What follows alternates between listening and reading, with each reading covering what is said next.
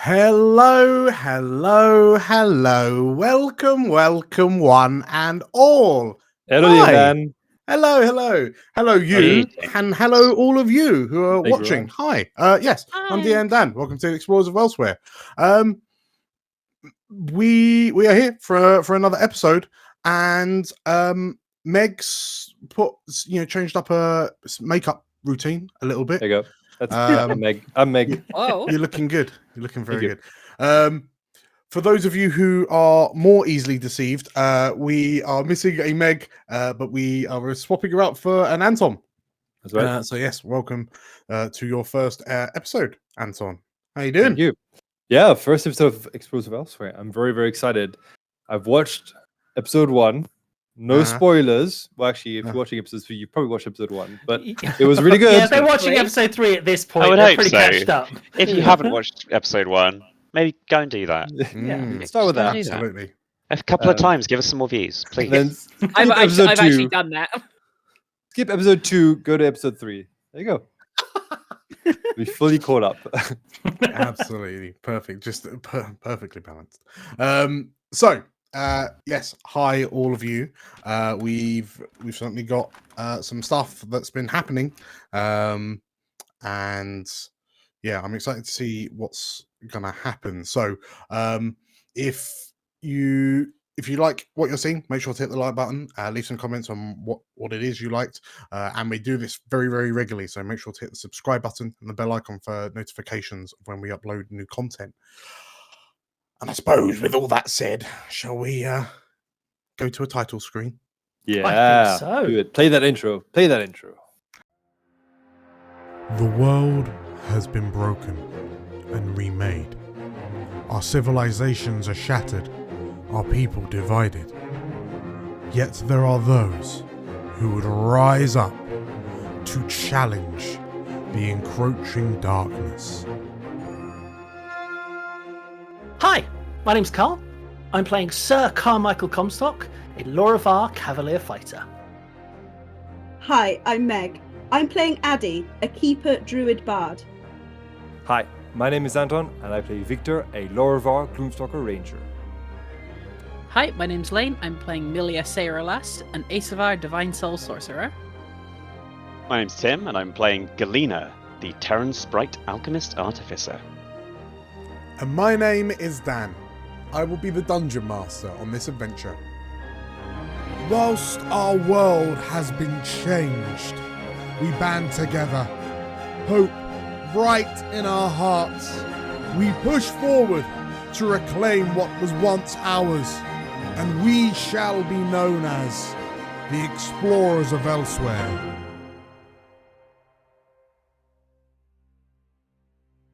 The last few years of Elsewhere's history have been fraught with grief, turmoil, and confusion as a result of the eschaton at the end of the war between Aya and Akan and their respective followers. Whilst many regale others with tales of tragedy, of frightening celestial entities turning their lives upside down, there are just as many who can speak of acts of depravity and desperation committed by mortals against mortals. For the victims of these stories, the wounds from those acts can be as deep as Elsewhere's herself.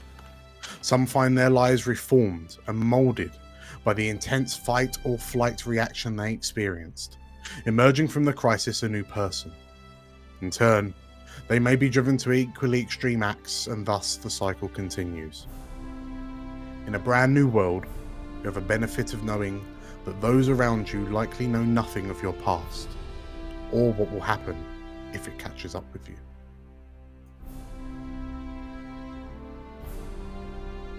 And so, you hear the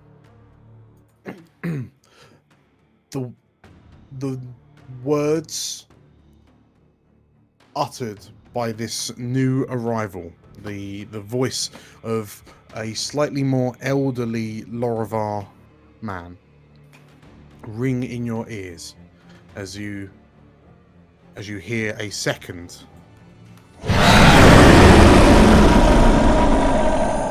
deafening cacophonous choral roar in the woods. It was not Victor. God. And as your heads all kind of stack around to look for the site, look for the location of this roar, our newcomer Viktor, you stand on the edge of this kind of circular barricade of caravans, illuminated, silhouetted against one of their perimeter camp lights. Off to your right, you can see a young keeper girl stood next to what appears to be a very large and ferocious looking bear. You can see a number of heads kind of poking up over the barricades, including, like, you can see a number of caravan guards, but you can also see what appears to be the helmet, the battered helmet of a knight, and like two amber eyes peering up, like pulling herself up, peering at you, and her head punctuated by a little stony mohawk. Where on earth did that noise come from? Well, the beast screech. This is a good question. As you look around, you can hear carnage and chaos within the camp as people kind of scramble to get into defensive positions. You can hear, find it! And like you can see more light appearing from the torches. Torches are dragged out by some of the guards. But Viktor, in this moment, what do you do? I did not bring that creature with us. Where is it? And he'll turn around with his rifle and in the direction where the scream's coming from.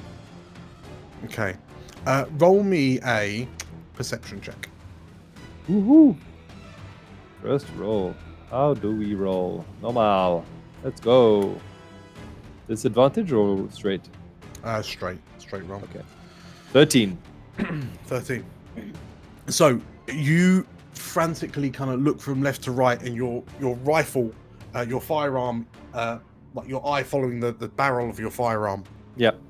And through the darkness and the heat haze from the torches, you see nothing. In the shadows, you see nothing in the foliage overhead. You have no idea where this sound came from. All right. Meanwhile, Comstock, you and Galena have just kind of scrambled up onto one of the caravan barricades, and you can see this, what appears to be, I mean, Anton, how would you describe Viktor in this moment? He's wearing outdoorsman's clothing.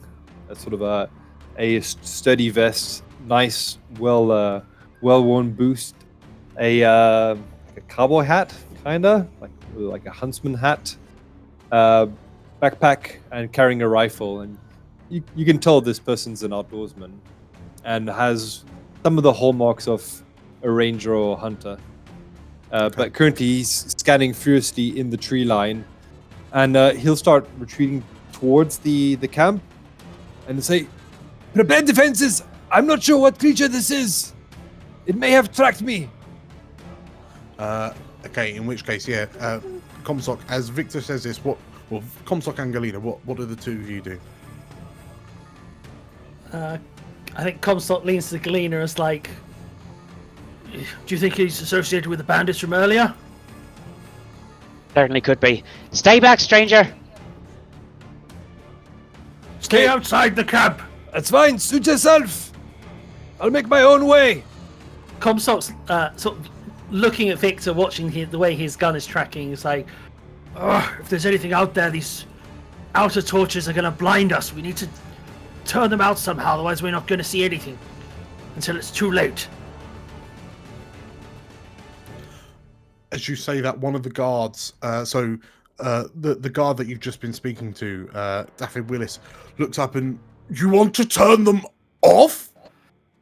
Only the ones outside the camp. We need the light behind us, not in front of us. It's just causing us night blindness. We'll just be silhouetted with them out. Well, so what? Comstock, as you say that, and the guard, so Daffy turns and looks to Haladradis, and she kind of locks eyes with you for a moment, and then strides up, like pulls herself up onto the caravans, onto the fortifications, and you watch as this Majani wizard closes her eyes, grasps the staff that she's holding in both hands, and she whispers something, and then her head snaps back, her eyes glowing, and you see runes erupt in a ring around the top of her staff, and what can only be described as a wind flies round and turns off all of the torches around the edge of the camp. Fantastic! Great job! I can't see anything now! Whilst, like, at this moment, you hear Addy say, "Inside!" And there's a roar, and one of the guards screams as this bear like pulls itself over the barricades, and this guard, not expecting a bear, just bamfs out the way, just scarpers. As Addy kind of makes us way back in.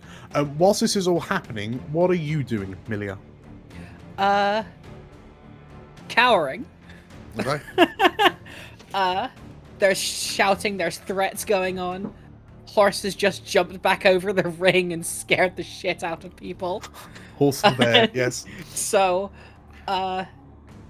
back to the wagon I'm at, just, oh God, what's happening? Is he here for me? He can't be here for me. They can't have found me already. Okay, so as that happens, Viktor, you find yourself in darker circumstances than you were a moment ago. What do you do?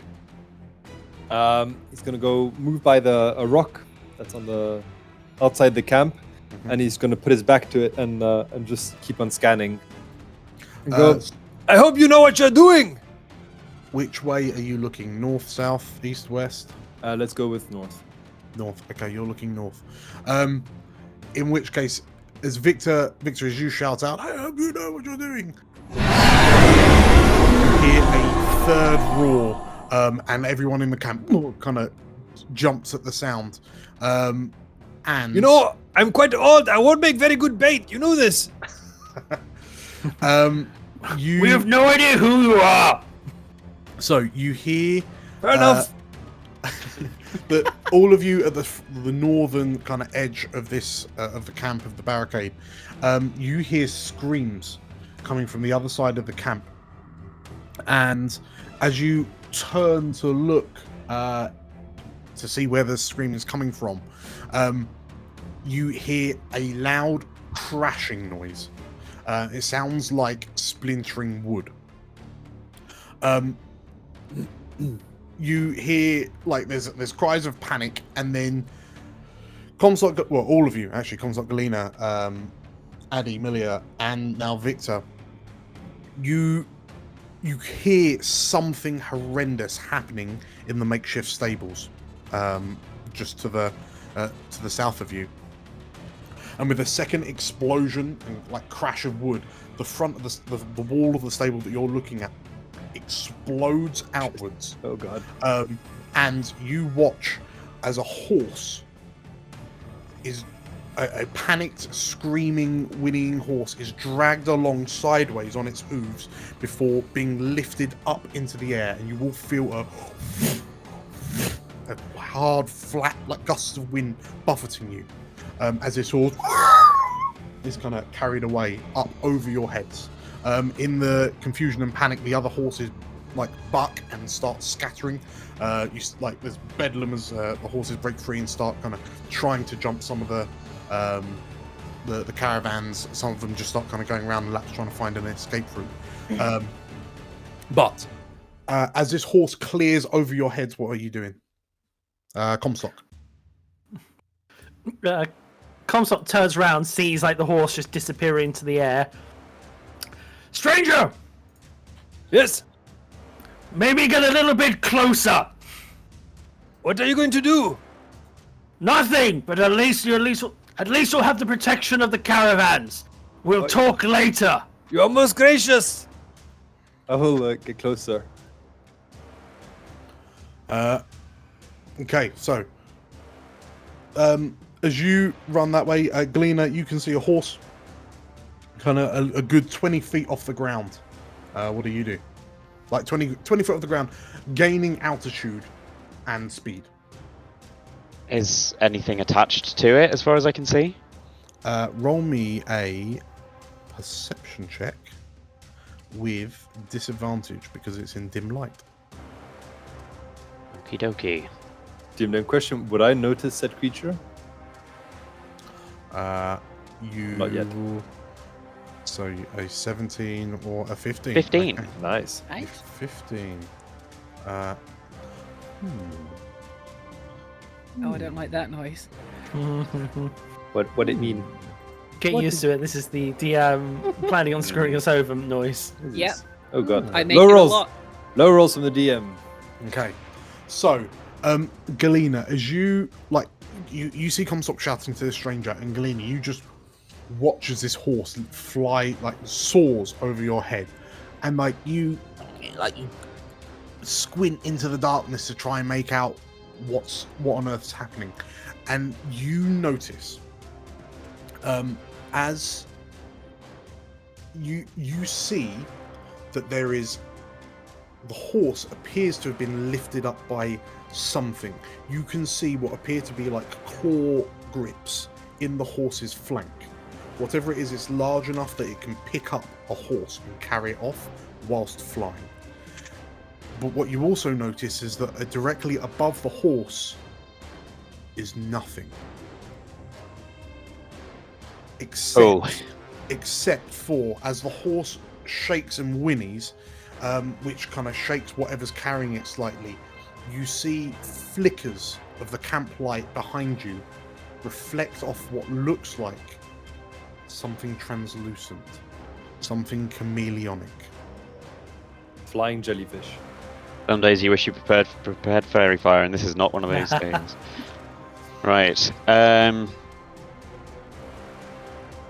Can I do anything further, or would you that need initiative? Well, what is it you're thinking of doing otherwise? All right. What I want to do is get my hand crossbow. Mm-hmm. Use magical tinkering to pour a little bit of fluorescent goop on an arrow, and then ping a glowing arrow up at whatever appears to be above the horse. If I hit the horse, that's fine too. Okay. Make me an attack roll with disadvantage. Roll for goop. With disadvantage, 11. Okay. So as you see this, what does your crossbow look like? Does it look like a crossbow, or does it look like a Galena special? It's a relatively ordinary crossbow, to be honest. Mechanisms are a little bit, they're not really my field. Sure. So, yeah, pretty standard store-bought. Okay. In which case, yeah, you grab up your crossbow, you take an aim at, at first you aim at the horse, and then you kind of arc up to shoot whatever's carrying the horse. You pull the trigger, and as you do, the horse kind of drops and swoops to the side, and your crossbow bolt slams into a tree. Right. It's invisible! Haladradis, you got something for this! The Majani wizard is just watching this horse go, and she looks at the horse, and then she turns to look and, forget the horse, we need to bring the camp back to order, she bellows to you. As she shouts that, Malia, what you do? As I hear that, I've processed. They're not here for the book. It's not them. It's not me. Okay. Stand up and start going around to anything I can do to help. So getting the horses calm. Okay. Anything like that. Well, okay. Tell you what, if you're doing that, give me an animal handling check. Addy will join you. Sweet. So Addy rolls a 15. Oh! First one of the game. You punch a horse in the face. Oh god. If only you were Lorvar. Could re-roll that. Oh, if only my eyes didn't glow yellow so it would scare the shit out of the horses. So, Milia, you go up to one of the horses and you're just like, car, and then this horse just kind of rears up, like hooves flailing, and as you, Addie runs up, and with her size and brawn, you just watch as this keeper runs up and fundamentally grabs the horse around the hooves, like wrestles the horse a bit, and then it's just like, stop it, and like lowers the horse back to the ground, and then like starts talking in a language you don't understand. And like the horse is bucking and sort of like its eyes are flitting around, but yeah, Addie just kind of turns to you and are you all right? She says. I'm fine. Okay. She looks to you and you can understand. Like there are you can check on the people. Check on the. I'll deal with the horses. You check on the people. Better idea. Thank you. And then you see Addie sort of like she's grabbed the reins of this horse and she's just like strides off to the next horse and like shh, and sort of like forcefully stroking things into submission whilst carrying this horse with her along by its reins. Okay, so whilst that's happening, Amelia, what do you do? I just want to say, like, the other thing I'll do is she's like, check on the people, right? So my first instinct, make sure everyone's inside. Mm-hmm. So I'm gonna kind of very sort of clumsily scramble up onto the top about here. Mm-hmm. Hold up my padlock, cast light, so that it's like a sort of beacon. Anyone still outside? In, quickly, please. Okay. As you do that, you can you hear a voice from the darkness go, "What's happening?"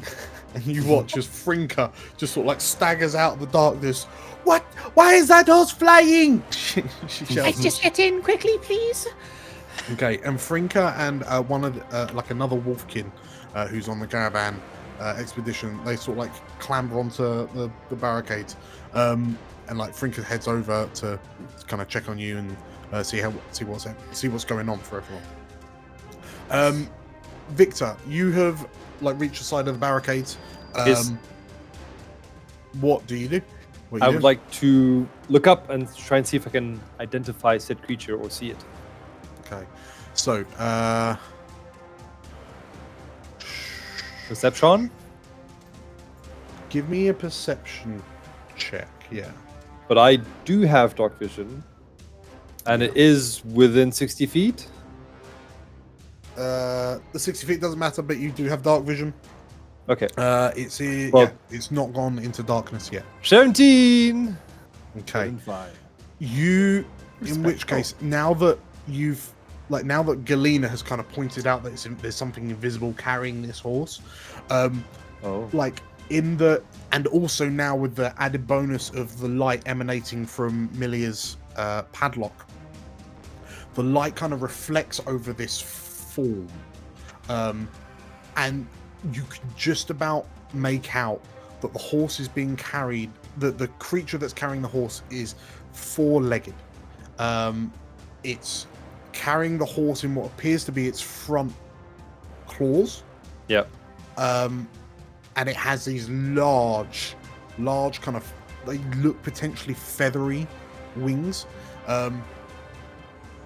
But beyond that, you can't really make out much more detail as the horse disappears through the foliage. So, I think as Viktor sees this, his first reflex as a hunter would be to Hunter's Mark. Would I have had the time to Hunter's Mark either the creature or the horse? Run me through the Is that the spell Hunter's Mark? That is the spell Hunter's Mark, yeah. You may just absolutely do that. Yeah, because I believe it allows me to track a creature afterwards. Sure. Realistically, because the creature that's carrying the horse is fundamentally invisible, but the horse is not, so you can Hunter's Mark the horse. Yeah, I would have advantage on the perception wisdom. Okay, I'll try that. Yeah. Okay. So as you cast Hunter's Mark, you using the primal magics that kind of dwell within you, Cast make forward.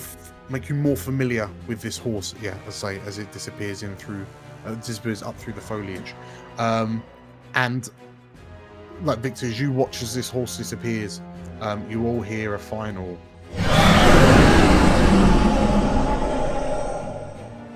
Deafening roar. And I think it got what it came for. It was obviously hungry. One of your horses makes a tasty snack for it. Afraid better it than me.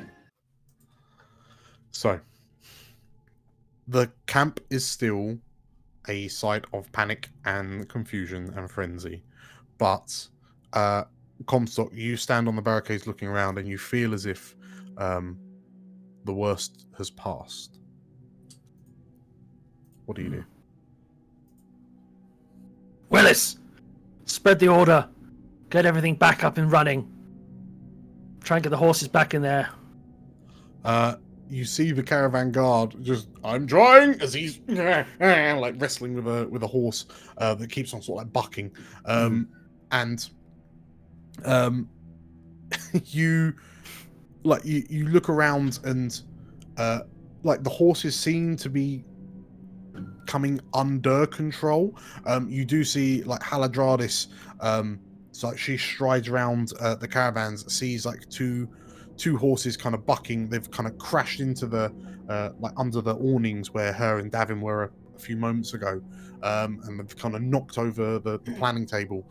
And you see her sort of like gesture with her hand as runes appear around her staff, and she points her hands towards the horses, and you see the two horses that are kind of bucking slow and then kind of start swaying slightly, and as they boom, boom, fall asleep, like they collapse to the ground asleep. Davin looks up from behind the horses and goes, "Oh, you did it! You and he falls to the ground as well."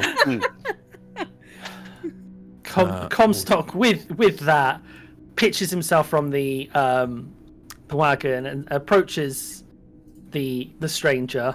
He sheathed his sword, but he keeps one hand on the pommel and his shield up. Well, friend, what unholy monstrosity did you bring down upon us? I apologize for this. It was not of my making. A sad coincidence, I'm afraid.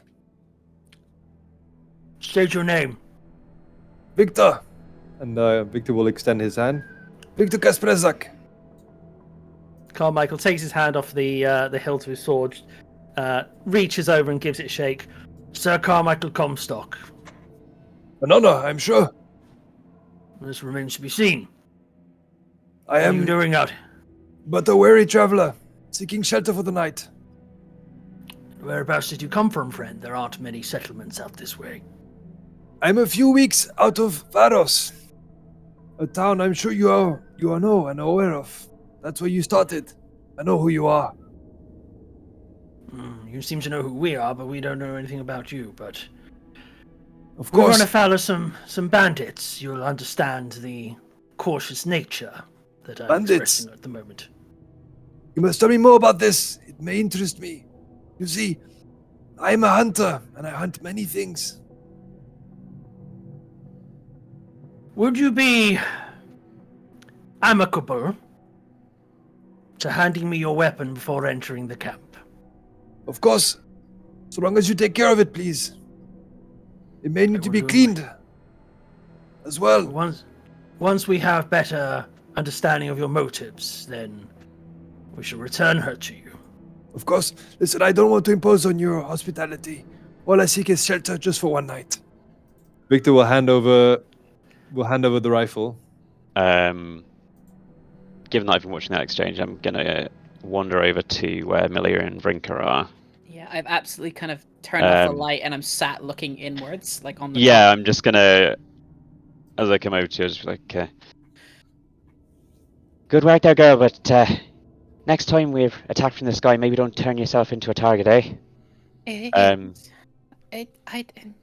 I'd rather be a target and get everyone in safe. The exuberance of youth. I'll tells in your hair. I guess if you're sitting down, you're for once actually low enough for me to do that. and I'll be like, Frinka, have you... This fella said he's been trailing us for a while. Have you come across any tracks of his before? Frinka... So you notice that Frinka's just, like, got her arms crossed. And, like, she's got her arms crossed in front of her, but, like, in her right hand, she's got her, like, hunting knife. And you can see, Jilted like... ex-lover? Well, you can... So, like, her right hand's basically by her left side, and you can see her, like, tapping the knife against her side in a seemingly irritated manner. And she... Like, you hear her growl. Like, actively growl. And, Just want to jump in something very quickly. When you said been tracking us for a while, you know that sort of moment when a flash of panic goes across someone's face, but they just like hide it very quickly. You'll definitely notice that coming from Milia. Let me see if I definitely will notice that. I'm just going to chuck an insight You're at it. like right beside her, you'd notice. Okay, cool. But I mean, if she's very bad at hiding it, fine. Okay, so yeah, Galena, you see that on Milia's face. You hear the growl come from Frinka, and then she tilts her head, puckers her lips, and no, I did not see any tracks. Old friend of yours, is it? She looks up and not that I know of, and whether or not he will become one is to be seen, she says, and you can say, like, you know Frinka to be a very proud woman, and not picking someone up like this stings. And she just kind of she tuts, shakes her head, and sort of like yeah, she just jumps off and storms off. Don't worry about it. You're doing great so far. You've only been captured and not found someone trailing us. Not helping. Keep up. Keep it up, girl. Very good. Yeah, and I'll just as I head past Milia, I was like, I think we need to have a talk about this a bit later, girl, and go back and see what's become of Comstock and our new friend. Okay. So the Comstock and Viktor, have you headed back in? Yes, yep. I imagine.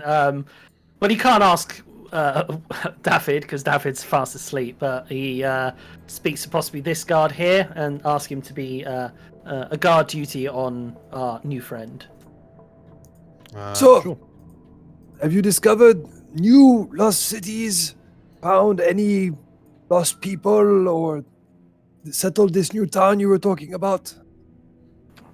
Apart from the bandits, you're the only other person we have come across, and now this flying thing from the sky. Is that so? Interesting. Whilst you're saying that, you hear there's a big kind of fluffy thudding noise as Comstock, you're kind of slightly shunted out the way, and Horse the bear sits in the hole in the front of the stables, and just like the bear sits at one end, Addy stands at the other, just to kind of make sure that the horses that have been penned back into what's left of the stables don't leave. But this bear is just sat on its hind haunches. Speaking of this bear, yes. Now that he's kind of come forward into the light, those wounds on his side that aren't healing great, are they looking about the same kind of size as whatever was grabbing that horse before? Oh. You know, Galena, you can't help but consider that a very good hypothesis. A very good observation. Yes. Okay. The size of the claws on the side of the bear's flank would tally up with the size of the creature that carried that horse away. Those wounds still looking pretty gnarly as well at this point. Mm-hmm.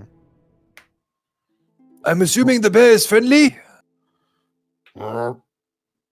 So far, it seems to have been our good friend Addy has calmed it to the point it is... Hi! You hear the keeper shout from the other side of the stable. Hello? To the point it is amicable. What do you mean so far? This is not a tame bear? As long as Addy trusts it, I trust it. It's the same as you are, lad. We found it in the wilderness as well. Pretty wild then. I think its name is Horse. I think she called it Horse. It's a working title. Addy, was it horse you'd called it? Sorry, I'm really busy right now. And do you have a horse named Bear as well, or is that how it works? That's a good idea. We should do that. Yeah, We did have a horse called Bear. I'm sorry, I'm very rude. My name is Viktor. It's a pleasure to meet you all. He gestures each of the companions to identify themselves. Milia Searlast. A pleasure. And your name? Galena Orpiment. You may have heard of me. Probably haven't though, because I don't tell anyone. What brings you out into the woods? I'm an outdoorsman. I enjoy the hunt mostly. From the back of Sables, you hear, "My name's Dryaddy Aram, but you can call me Addy." Hello, Addy. Nice bear. Thanks. Would it want a good? Would it want a good berry? The bear's already full up of good berries. Given like how many good berries the thing has had, they're like 2,000 calories a berry. It's probably getting quite, like the Fat Bear week. It's probably getting to that. Oh my god, I love stage. Fat Bear Week.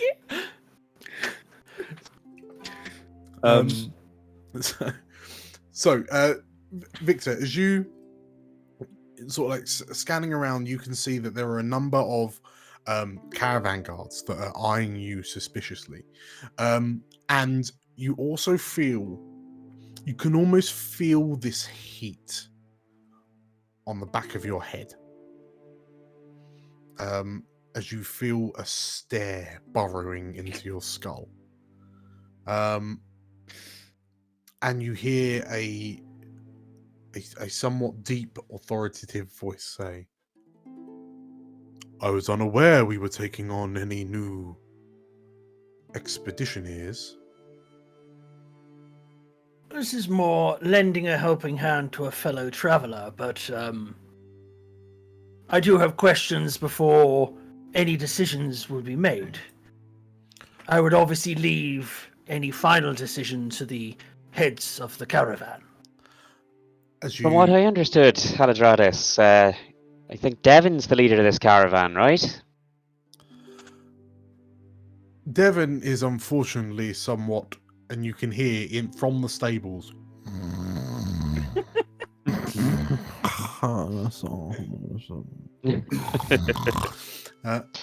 somewhat incapacitated.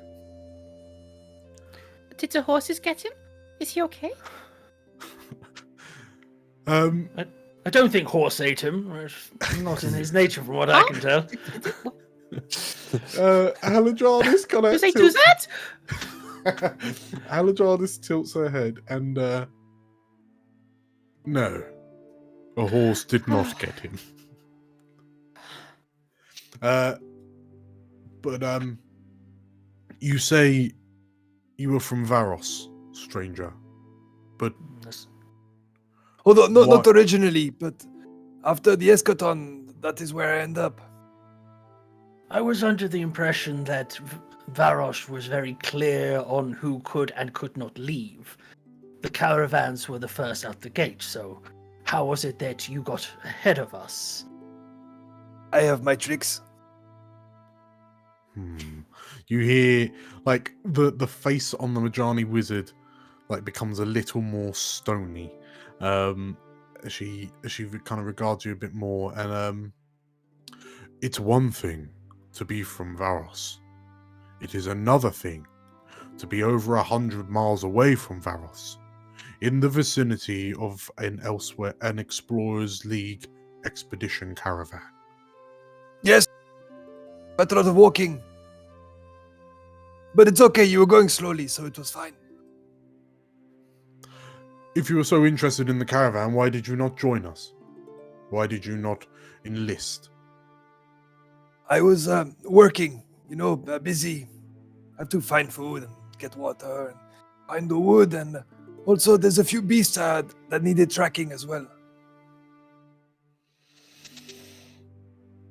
The wizard takes a deep breath, and then she kind of looks to the rest of you, and it seems like she holds her gazes to you long enough that it's almost like she's wordlessly trying to ask you for your opinions, like your thoughts. So going round, first she looks to Comstock. What's Comstock thinking? Comstock is naturally untrusting at the moment. He's got Victor's firearm resting behind him. Obviously, he's standing between him and it. But there's a sort of a relaxed air about him at the moment. But it's clear that he's not 100% trusting this stranger just yet.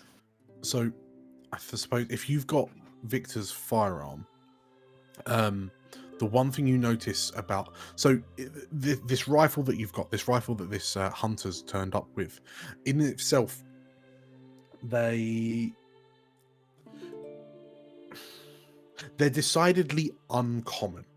Being a soldier, you would have seen like the use of firearms in relatively small numbers. They tended to be put where the firepower was the magical firepower was needed most. But the technology behind a firearm, a two-handed, it's almost like a two-handed. It's a far nicer boomstick for someone who's out hunting.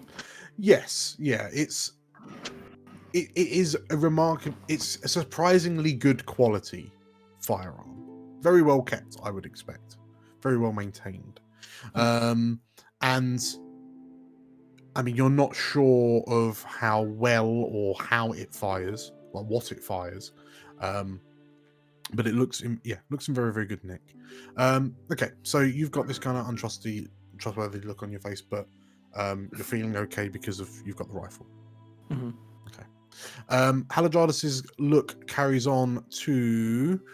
She scans across to. She can see Milia over in the far.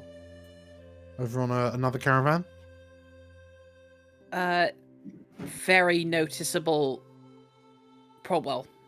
To pretty much Haldradis, definitely. There's a lot, like, she can probably see the relief on Milia's face more than anything, because Victor had to ask my name to know who I was, and didn't look at the book. So she is quite chill about this entire situation now. Okay. In which case, Galena, perception 11. Okay. Halidradis's brow kind of furrows as she sees.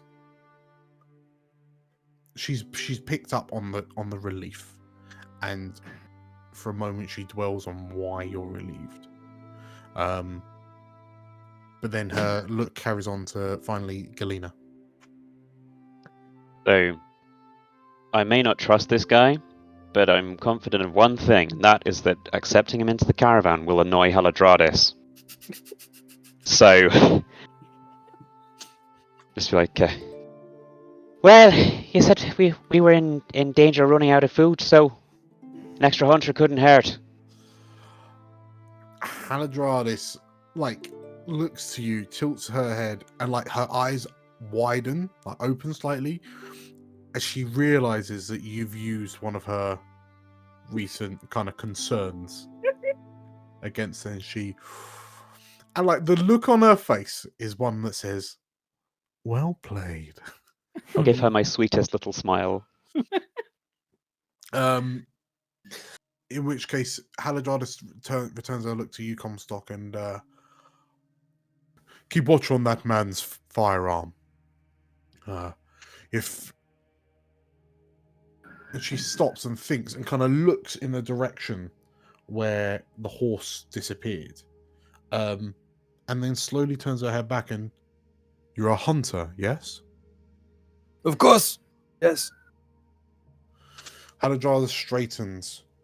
"In which case, for the safety of the caravan, I would task you four," and she looks to Comstock, Viktor, Milia, and Galena, "with tracking that horse and finding out what became of it, and hopefully finding out more about this beast." No problem. And Victor turns and leaves. And he Maybe in goes, the morning, Vic. he goes beyond the caravan, starts climbing or going through the center. Haladradis, Gilead, as you shout maybe in the morning, Haladradis cuts you off, and then with a smirk of her own, no. Now, while the scent is still fresh. I'm filling up my wine flask. That is why I came to see you. It's been empty for a few days. "You can have mine," shouts Addy.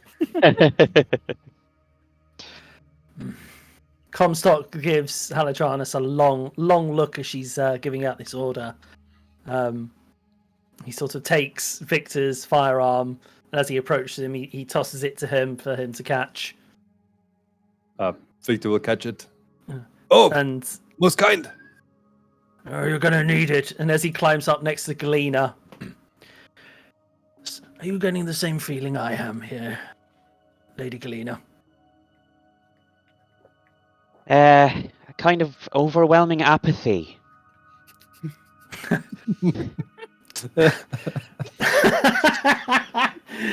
No, well, yes, there's a sense of that, but he sort of casually, as he's just prepping his stuff, looking like he's busying himself, is like, "Are you getting the feeling that you may have pushed Haladranis' buttons and now she's punishing us?"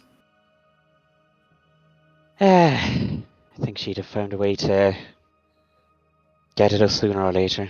Seems like she's fancying herself the queen of this caravan. Yes, I'm noticing that as well. And I don't like it.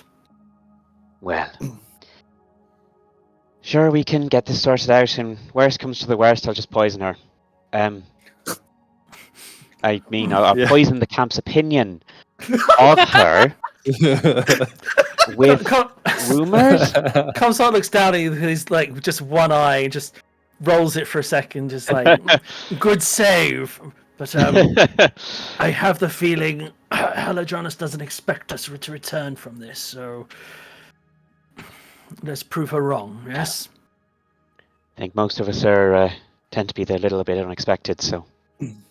Oh, by the way, been out doing some bit of tinkering and trying out something. I just take out a small vial, probably only about 3 inches long, stoppered at the top, kind of sealed with wax.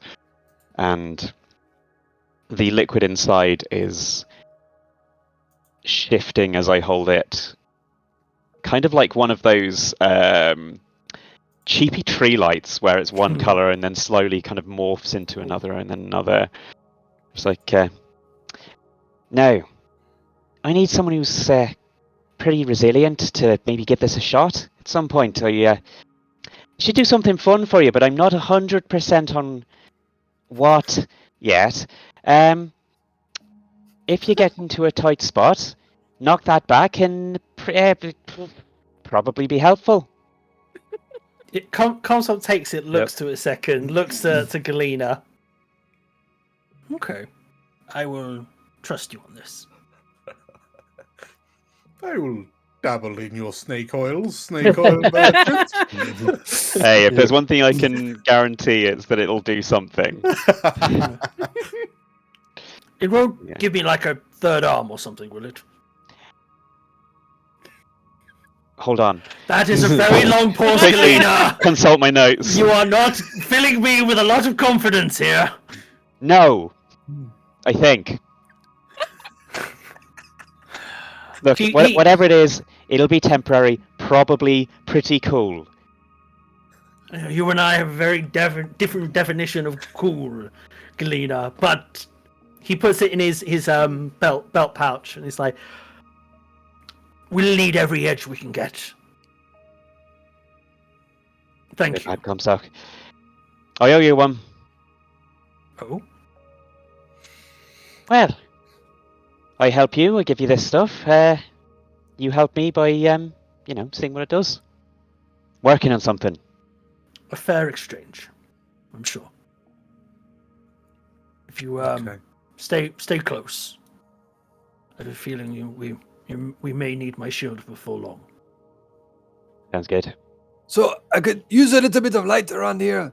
I'm trying to pick up the droplets of the horse that was taken. Oh yes, that's probably why I was sent.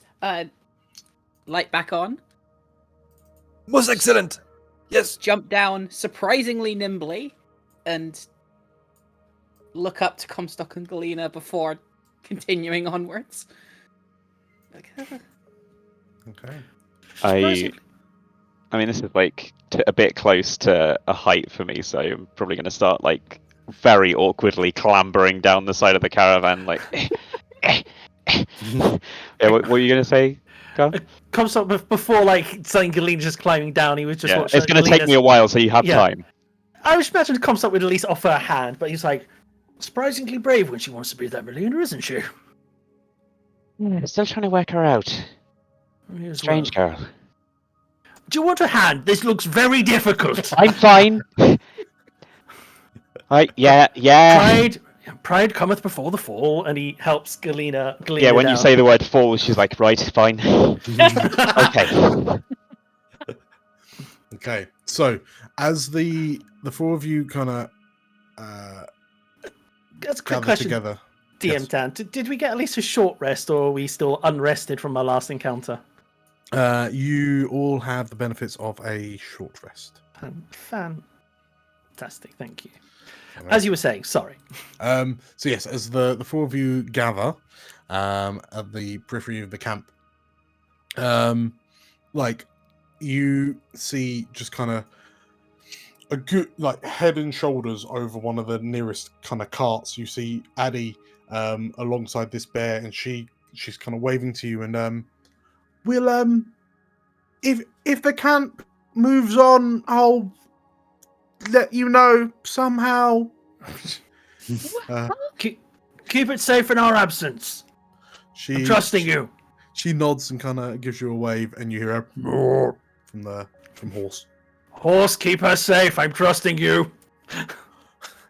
In which case, as the four of you head off into the darkness, as Viktor, as you know, Milia's padlock lights up, you're able to see a few kind of droplets of blood in the direction you were expecting to be. So as you kind of bring your rifle back over your shoulder, and you begin tracking. Let's grab a short break. Yay! Enjoy the stinger. See you in a bit. See you in a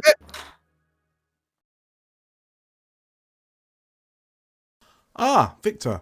Just the man I wanted to see, actually. So, you think you've got what it takes to become an explorer? Yes. I mean, Well, if you want to join, give a like and subscribe, and we'll consider your application. But yes, but it's my... What?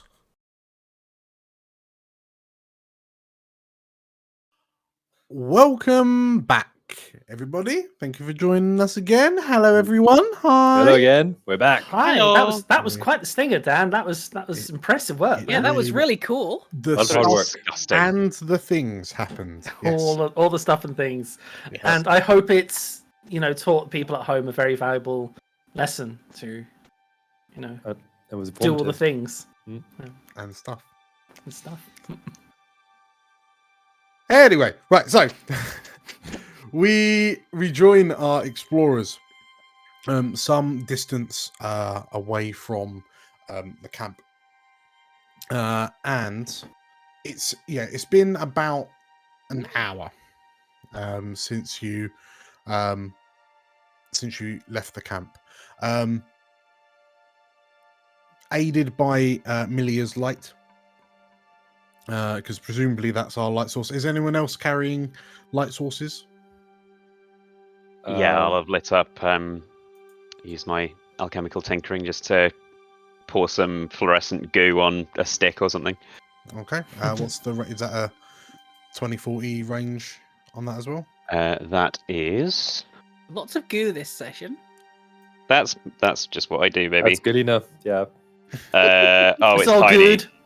Bright light in a 5-foot radius, dim light for 5 feet. 5'10", yeah. Yeah, it's pretty crap. Boom. Okay. So Galena, you're like, I'm helping. As you stand next to a 40-foot glowing padlock. Okay, so yeah, as you're heading along, Viktor, Yes. what have you made of the who have you spoken to like over the past hour? Like, what insights have you delved into? I think Viktor has been boring them with all kinds of facts about tracking the horse and the animal and what kind of habitat they live in, and they should watch out for this plant and this root has this particular property that it's very useful. You should maybe get Galina. Maybe you should get some. You would like it. So if we go beyond this hill, there's a little brook, and then beyond that, there's a forest and he'll just continue rambling. I am definitely actually going to get some of whatever that is, though. Darting along. Galena, roll me a survival check. Ooh. Sounds like a laugh. Let's do that. 18. Hey, Ooh. you're taking all the good rolls. In which case, Galena, yeah, as you kind of like scamper off with your glowing, your personal light source. Glowing goo. Basically about as bright as like a phone screen. Yes. Don't go too far, please. You like you watch as like the rest of you watch as Galena kind of like disappears into sort of like the tree line. And Galena, as you sort of like you've seen one of the roots that Viktor's just been describing kind of poking out from a bush, and as you kind of pull it, you see this root poking out, and as you and start kind of digging it up, you gain, let's say, D4 plus 1.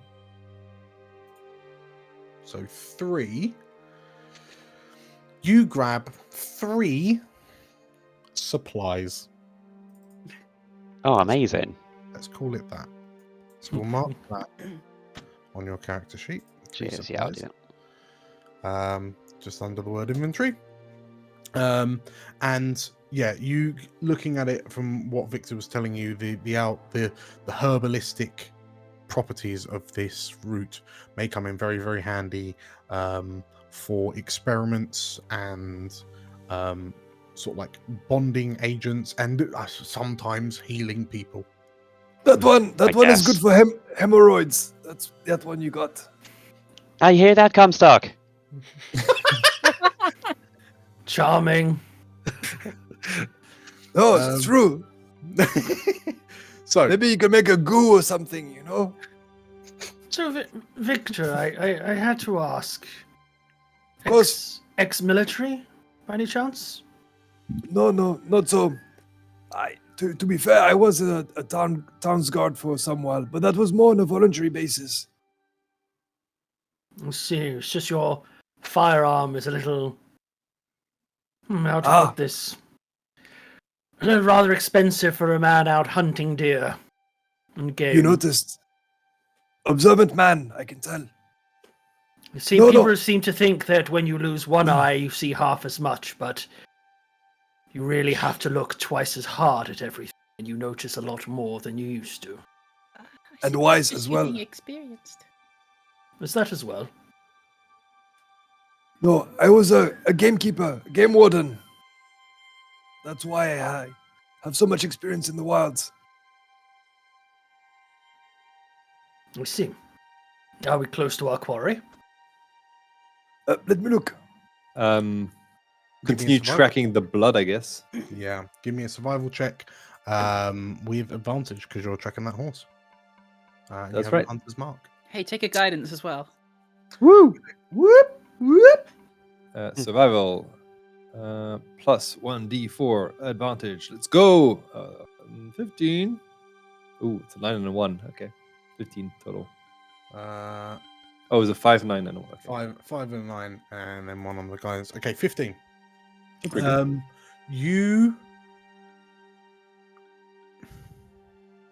Yes, you're definitely still on track. It seems that whatever carried this horse away, kind of like went up through the foliage of the canopy overhead at the camp, but has since kind of come back under, like it's kind of flying close to the tops of the trees. Like low enough that clearly the horse's feet are just kind of crashing into the tops of the trees and leaving a subtle but noticeable trail of kind of debris to follow. There's also the occasional few spots of blood, but they're kind of relatively far and few between. Given how long you've been going, it would make sense that this horse might have just stopped bleeding by this point. Sure. Okay, we're still on track. And you, Sir Comstock, what is your background? Ex-military, Hugerstadt. I would not have guessed. I was awarded the title of Knight of Hill. So, Very impressive. Sir Comstock to you.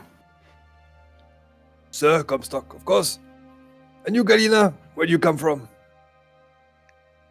Here and there. Been around. Been just living by myself after working and stuff for a while. But yeah, same as you after the eschaton ended up back in Varus. Yes, like many. And you, Milia? I used to be a locksmith in Glassmere, and then I was chosen by the gods, and now I'm here. I understand. Now, how were you chosen exactly? Pulls up the scarf again. Something happened, and It was a raffle, right? Must have been that. A lottery raffle. That's how the gods usually operate. So I've heard. Sure. Yes. Yeah, must have been. Comstock has just had his head turned slightly with his one guy looking at Melina. He and then turns back to look at the road. Melina. As you so Victor, you roll your shoulders slightly as a chill goes up your spine. You can still see that like you've been on a relatively upward incline for some time, and snow that has made it kind of through the canopy still kind of lays on the forest floor. Or this sort of like this path, this clearing, this route that you're taking, and like as the stone kind of crunches underfoot, you kind of size Melia up a few times, because I mean this is a nice of our woman in a dress, and like you especially notice it when she kind of readjusted her scarf, and like the more elderly part of you as you roll your shoulders in your very warm outdoorsman's jacket wonders what on earth this Asavar is doing. Or she'll catch a cold, she'll catch a death. But you're also, you can see that her left arm is shaking slightly because she's been holding this padlock up kind of at 90 degrees to herself for so long. But you've noticed that she's not ever switched the padlock to her right hand, which is currently holding a black tome under her elbow, like under her shoulder.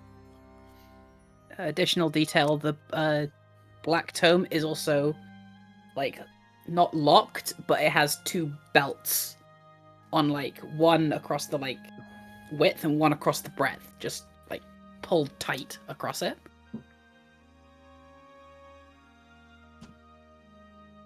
Okay. Comstock and or Galena, you've spent enough time with Malia now, but you know you've seen that these belts never come off the book. Unlike Addie, who's forever opening her notebook up to scribble or doodle. So Comstock at that point then is walking along, and he's sort of, I said he's been occasionally looking back and listening to Malia, and he's like, Lady Malia, Yes. Your book. I have noticed that you haven't exactly cast any spells from it or opened it at all. I assume that... And he looks at the padlock.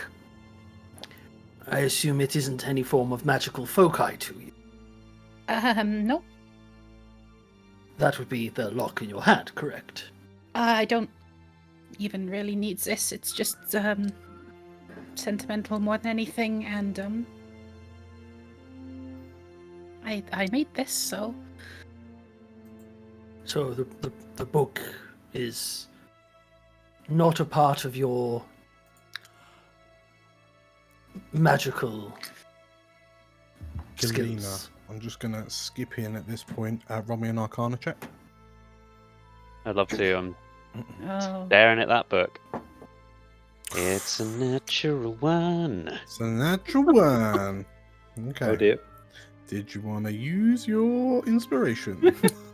I did want to use my inspiration. What a wonderful No! question. I'm feeling inspired We all have by inspiration. my sheer quantity of All nosiness have about this book. inspiration, Yeah. Let's see if I Do can we do now? literally any better. Please, another nat one. That'd be so funny. Okay, 20. Okay. Like as Comstock saying, "Oh, you know, is that your spell book? Oh, is it, you know." I'm just going to say that's clearly not your spell book. Yeah. Like Galena, you've pieced together, especially from the stories that you know the things that Malia has said, the stories that you've heard, that Malia is one of these sorcerers they're referred to. So she's unlike Haladradis, who learn how to control the arcane, like control magic, or like she's not like a cleric who prays to the pantheon for their powers. Milia herself is a conduit of mana, so she is the arcane focus, or in this case the divine focus. So yeah, the padlock being sentimental, the book definitely not being a spellcasting focus of any kind. Does that does the book, as far as I can see, have any kind of magical nature to it at all? Is it a spell book, just not necessarily hers, or does it seem like just a mundane book? How would Lane? How would you describe this tome? So it's fairly ornate, like our lovely DM said earlier. It's mostly black. The belts are around it, but it's also got a lot of like the edges are very clearly burnished. There's like gold that's probably slightly faded now in like all the positions she's been holding it. Like there's got this like gold silver filigree. It looks important, but it probably doesn't look that magical. Okay. Is there any like creasing on the spine? Does it look like it's been read much? Probably like a very small bit, but it doesn't look like. And from where you are, like the view you've got, like from lower on, it doesn't look like it's been opened probably at all for maybe months. Okay. So I assume it has more importance to you as whatever it is, rather than as something that helps you with the arcane. You You don't have to answer if you don't need. could say I'm sorry that, to yes. pry. No. Listen, Milia. Women's secrets are important, but can you just please confirm that that thing isn't going to cause us any trouble? If it comes to it, it will only cause me trouble and not you. Right, but is that trouble going to involve anything catching on fire, or exploding, or? No. Feeling a little envious there, Galena. Look, things should only catch on fire at the proper time when they're done carefully, or if it's funny. He thinks of the potion in his belt pouch, like. Well, just let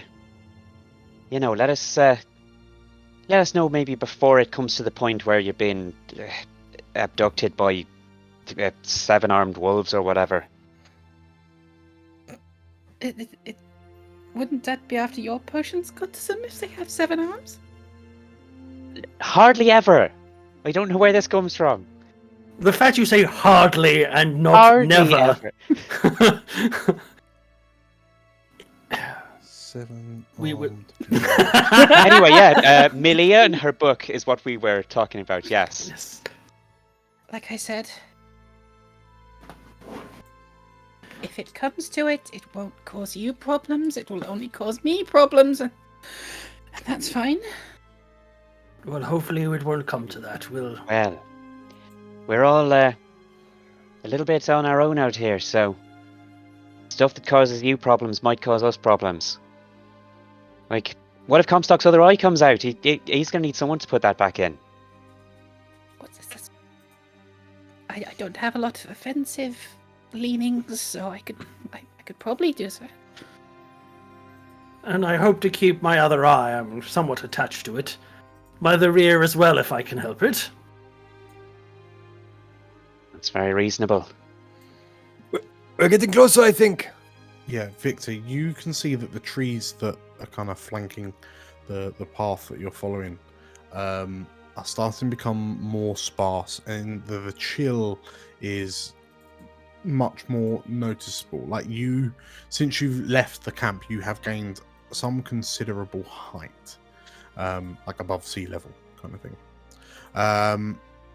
And you find yourself like the path ahead of you kind of crests, and you find yourself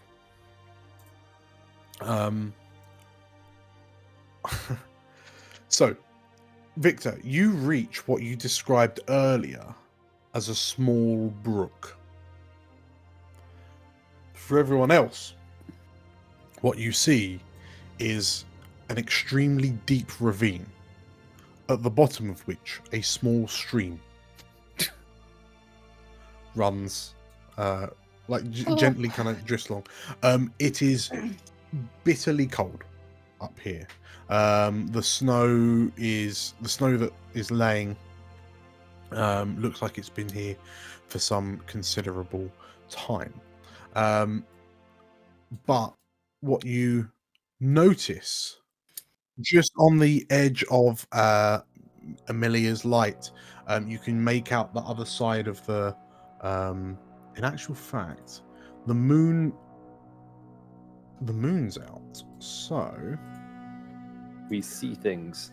So Milia's padlock is still shedding light, but the moonlight around it casts enough light across this kind of exposed valley ravine type thing that you can see that on the other side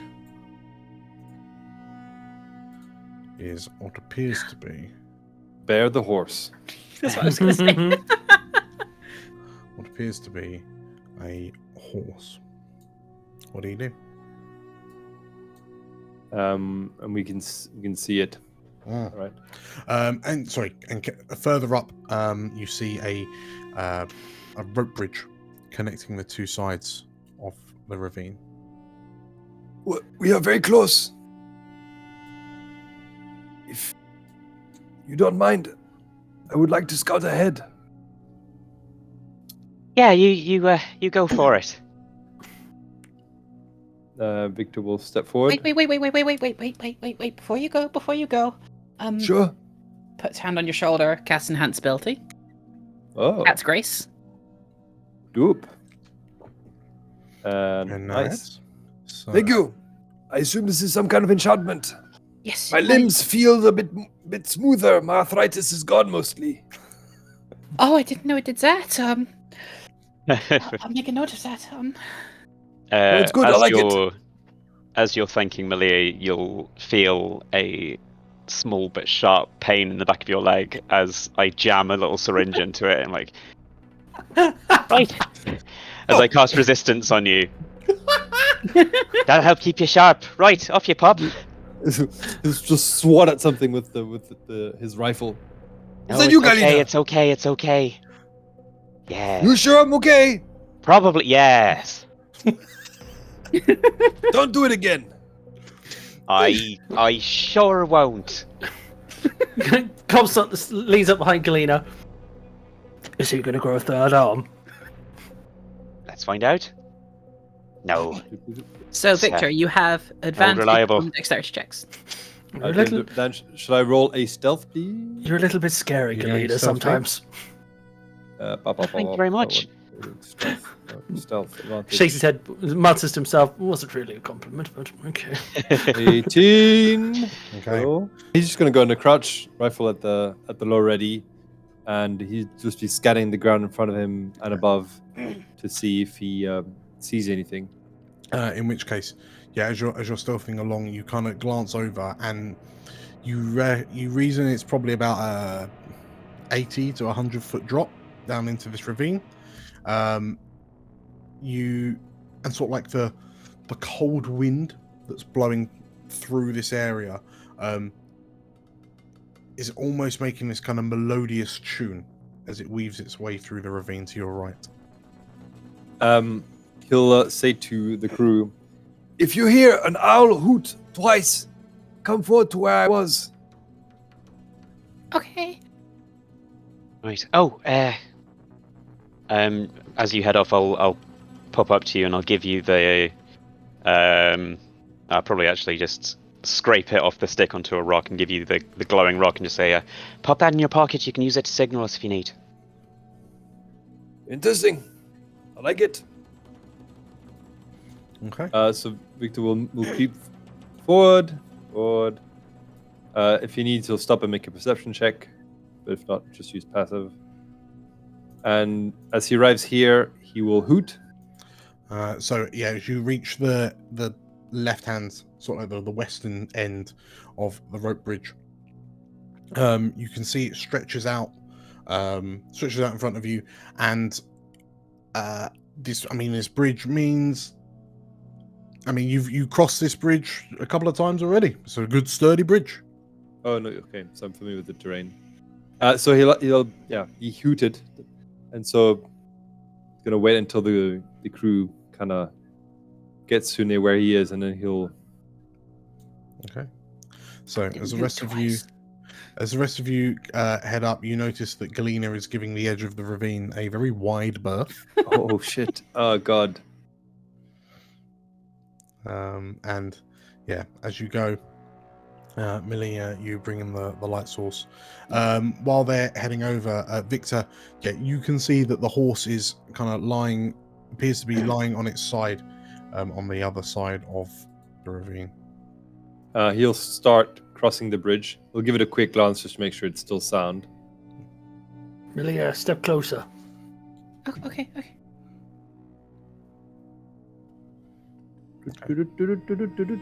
So you might want to pop that light out. All right. You turn in the light off? I'm gonna kind of like wrap my scarf around it, Okay. so it smothers the light for now. But if I need to, I can just pull it back out. Pop out. Okay. Cool. So whilst you're discussing that, you've noticed that Victor's moved all the way across the bridge. Comstock, what are you doing? He's sneaky, isn't he? Oh. Barely even saw him disappear. I guess Comstock's just waiting for the Second hoots. You know, Friska said she hadn't seen hide nor hair of him. Very mysterious. That worries me. Victor will hoot twice.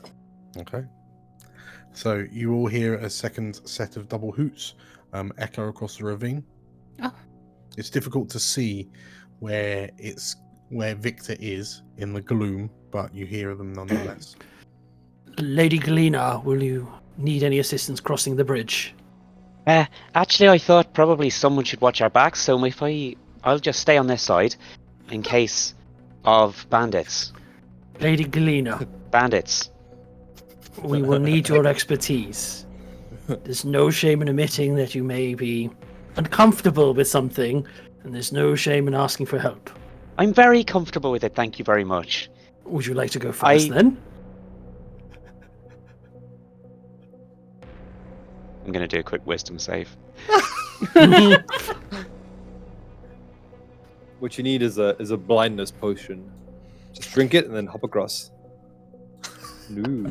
Oh no! So Galena just strides up to the front of the bridge, puts her hands on the posts, and just kind of stands there. The combination of the ropes being designed for a Lorivar-sized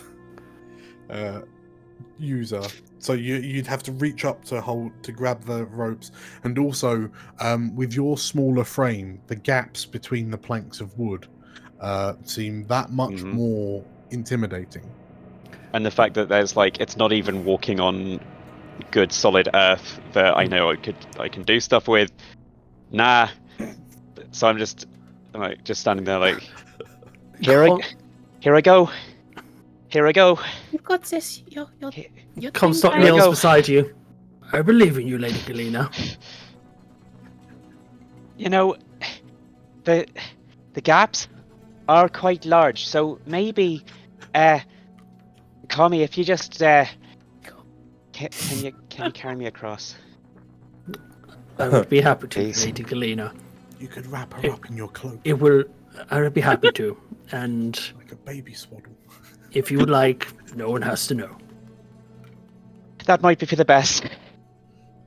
I'm just gonna grip onto you and close my eyes until it doesn't feel like bridge anymore. Lost me. and then Comstock carries Galena across. Right. Aw. Okay. Don't tell the keeper. Not and what's a Melia word. Just walking across. All right, whilst- show off. Whilst they're Whatever. crossing, Anton, what's Victor doing? I imagine he's just been on the other side going, who? Hoot? Victor, can Victor identify a high point to? Is this this spot there? Is it down from us or up from us? So basically you've crossed over to the other side of the ravine. You're on what appears like a small kind of ledge. The ravine, or the area you're at, wraps down and then kind of goes a bit higher. Oh, so where I'm pointing now, this is higher. That is higher, correct? Yes. Okay. By So about Victor would like 10-15 feet. to identify a higher area to be on. Sure. So maybe he climbs up Sure. to here. Yeah, in which case, as you kind of clamber up onto a slightly higher vantage point, as you kind of get a better look around, you've got a passive of 15, eh?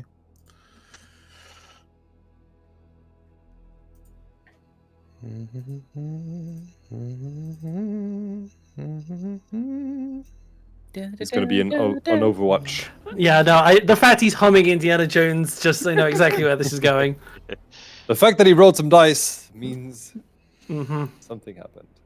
Okay, Victor, you climb up onto the rock and you Kali kind Ma, of look out, motherfuckers. and you look left and right, and sort of like the clouds lays overhead.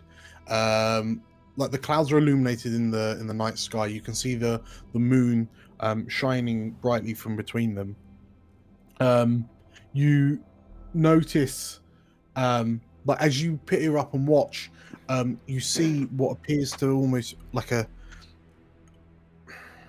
it's like an ever so faint aurora borealis type coloring, like lighting in the sky. Just some, you don't know what it is. You assume it's something magical, some sort of residual mana in the air, but that's catching the moonlight and shining different colors.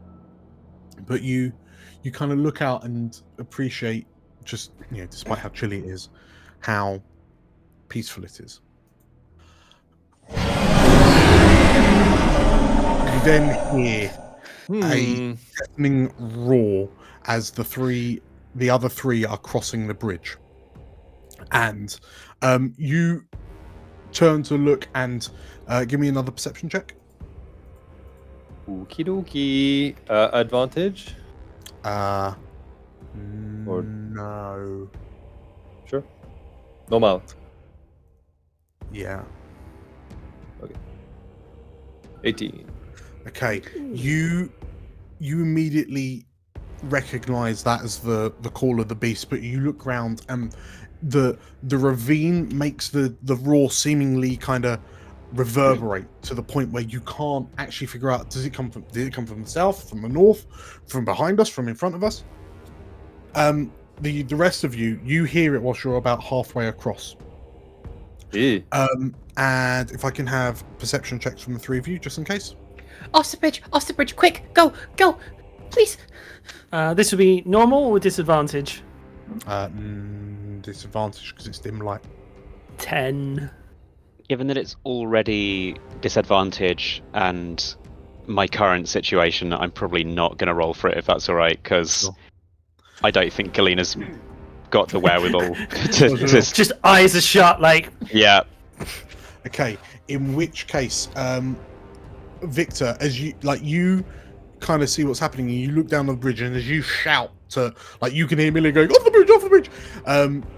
You see, like, you hear like the flapping of large wings, and seemingly from nowhere, a globule of what looks like glowing mucus flies out towards the bridge and strikes shit. the rope, strikes the planks, and you see the rope snap as this globule seemingly is acidic. You watch the three on the bridge rock to one side, and then you see movement, like ever so slight, like moonlight caught on the shape of a translucent creature as it drops and seemingly heads towards the bridge. And everyone on the bridge, you fall like Comstock. You kind of grab, or you both. Comstock and Comstock and Milia grab onto the right hand rope as the left one goes loose and the bridge kind of slumps to the left, and you're then flung as something collides with the rope bridge and stretches it to the point that the other rope snaps, and the three of you go tumbling down into space, holding on to your bits of rope, and you bam, swing and smash into the side. Galina's hanging on to like Comstock, isn't she? Galina's hanging on sure to am. Comstock and Milia, you're hanging on to, like, you are sort of like 20 and 30 feet down the side of the ravine, respectively. And Galina's holding on to Comstock. We'll roll for initiative. Yeah. Cool. Let's go. Hold on tight, Galina! I literally couldn't be holding any tighter! Got a 10.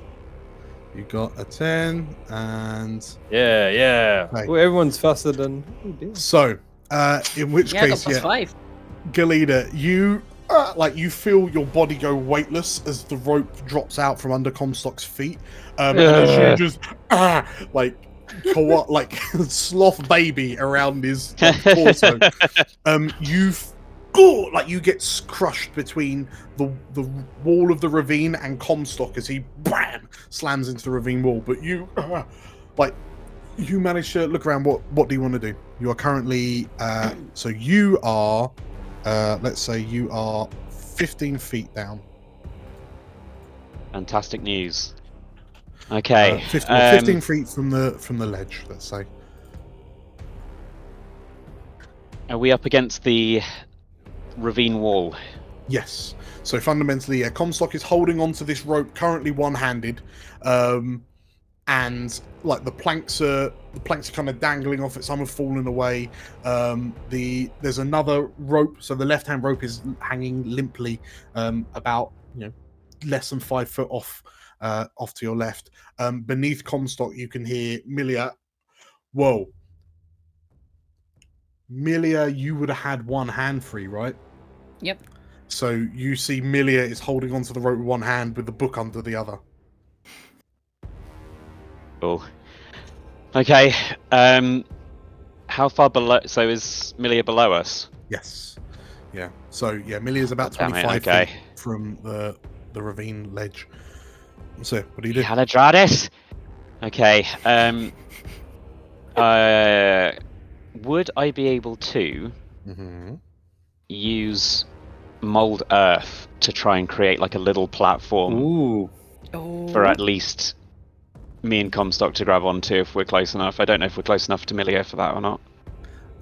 So you're only 10 feet away from Milia, and that's got It's a only range like of a little 5 foot chunk I can mold feet. earth of. So you can certainly, using mold earth, you can certainly pull like stone out of the ravine side to give someone a platform, like a 5 foot platform to stand on. cool. Okay. I think I'd only be able to do that reasonably for Comstock and I, especially given that I'm That's basically attached to Comstock at the moment. So yeah, I'll do that for us. Okay. So yeah, drop the bloody book, Gert. Get the rope.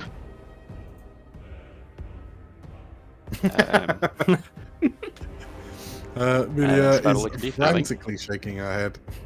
Also, just just don't mind me. Just don't mind me. Okay, cool. That's not a Galena roll, by the way. Okay, so as you cast mold off, Galena's evil twin, Galena. so you're producing like earth underneath Comstock's feet. So Comstock, you managed to get a better purchase. Is there anything else you're doing, Galena? I don't think I can usefully do much else other than, I guess, like try and start holding onto the rope and maybe trying to pull Milia up, but I doubt it's going to help much. Okay. In which case, Comstock. He first looks down to Galena. It's like, Galena, a smart idea. Well done. But I need you to climb up. Just if you can get to the top, at least there's one less person I need to worry about. You can do it. I believe in you. Believe in yourself. It's difficult to make out emotions, I think, from the eyes Seems of like a I can only see Terran, the right? Top of your head as well. Yeah, you can only really see the top of my head, and my eyes are not human eyes, but I'm pretty sure that you can see that that is going to be a hard time. Yeah. It's a bold move. Let's see how it plays out. So, Yeah. and then he sort of like, once he's done that, he looks down to Milia and he's like, put your feet into the wall! Try to twist the rope around your wrist! As he sort of does that with himself, sort of to give himself a better purchase. Okay. So you're sending Galena on. Well, yeah, he's gonna attempt to sort of like climb with Galena if he needs to, but he's gonna try and get up, and then I think the plan will eventually be try to pull Milia's rope. Are you offering Milia the help action? I hope to bring whoever, but firstly, this Galena would be the help action because Milia just gave me one of those. But I think because he spoke to Galena first, Galena would be who he's basically. So I mean, Galena- don't worry too much. Like, I'm standing on a tiny ledge, whereas Milia is, potentially about to turn to a red stain. He's okay. So in that case, yes. Then he's basically shouting down to Milia what to do to not plummet. So again, twist her, plant her feet into the wall, twist, and then sort of always give her that sort of purchase. Okay. Help action. Help action. Very long way of saying help action. Yeah. Okay, very, very, very good. Malia. Okay. Absolute panic in her eyes for a second before. Twist the rope, twist the rope. And she just closes her eyes. Thinks back to the incident. Summon the strength in the same way you did before. Quicken spell. Enhance ability, bull strength on myself. I'm gonna stop you there Oh. because Does it require? it requires semantic spellcasting. Okay. Oh no. And both your hands are occupied. I mean, you can, but you'd have to do it real quick. Okay. Give me a second. You could be very strong when you hit the ground. Should I have a backpack? Then I will subtle spell it instead. Ooh! Very, very good. Very, very good. Without some verbal components. Yeah, spot on. And then summon the strength the same way I broke the chains before. Uh-huh. And start to, as Comstock suggested, feet in, start trying to pull myself up. Okay. One arm. Nice. Yeah. So, I mean, I guess you'd be able to, if you clamp the book under your armpit, you could just use that hand to take my strong hand. Right, give me a athletics check with advantage because you have ball strength. And we'll cast that off. 18. Hello. Okay, so ball strength. Advantage on strength checks. Cool. 18 and a 19. Very, very good. Okay, so you start to make your way up. So what we'll do, let's just say that your 25 feet fundamentally will reduce to 7 as long as there's nothing in your way. So you're good to climb as it stands. Viktor. Can I locate the creature? So you can see like bits of kind of wood at this point, like bits of wood and debris are still kind of flying, like arcing through the air where the bridge was, and you can you can hear the sound of this creature flapping. Roll me a perception check. Sure. Ooh, the scary beast. Yeah. Damn it.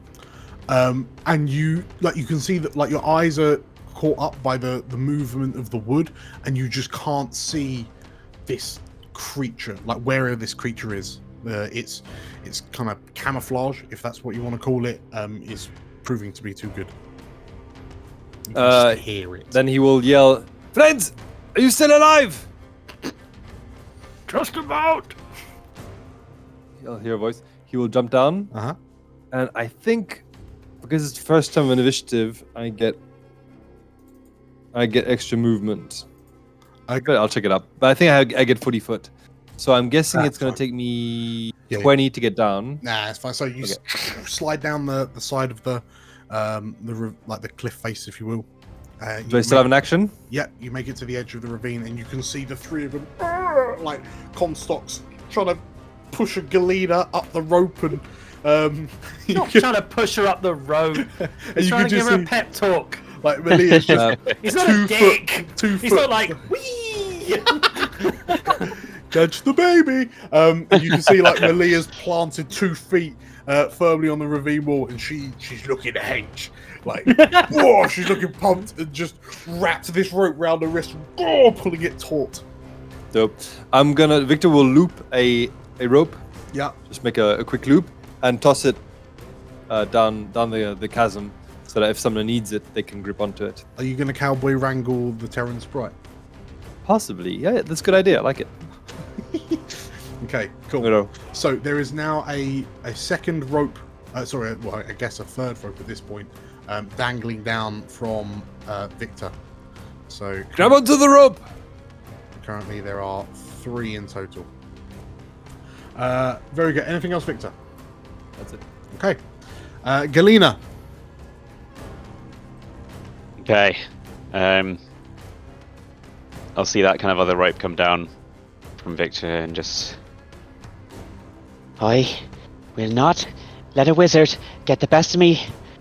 Not today. And I will...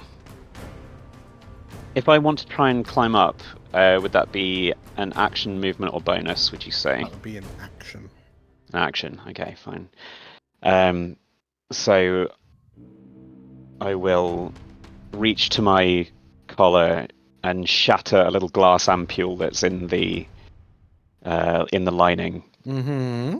And as the vapor kind of reaches me, my eyes go a little bit brighter, and I'm going to try and just strength my way up here. Okay. Athletics? Yeah. Cool. So, Are you using any of your abilities? So that is my a charge of my armor of magical strength, which lets me add my Hey! Oh.